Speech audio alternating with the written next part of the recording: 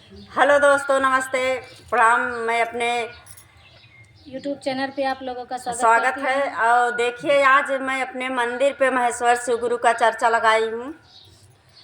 और ये चर्चा बहुत दिन से चला आवत बा, इंतजार करत रहे कि कब मानता जब हमार पूरा होए तब हम चर्चा लगवाओ।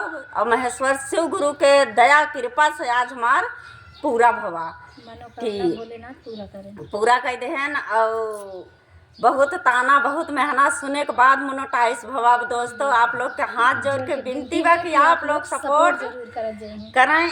हमारा चैनल मोनेटाइज होगा, इसी का मानता यहाँ मंदिर अपने महेश्वर शिव गुरु के माने रहे। और जो कि आज हमार भोलेनाथ पूरा कर देहन। जो गीत हम महेश्वर शिव गुरु के मंदिर पर से उठाए रहे अपने चैनल के माध्यम से, उसी गीत आज हम अपने चैनल पे फिर से गावे चलत है, जौन कि भोलेनाथ हम यहाँ तक पहुँचाए।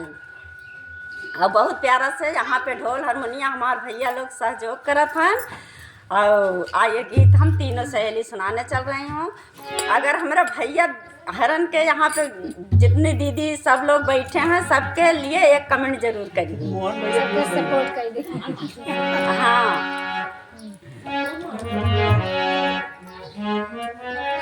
कहीं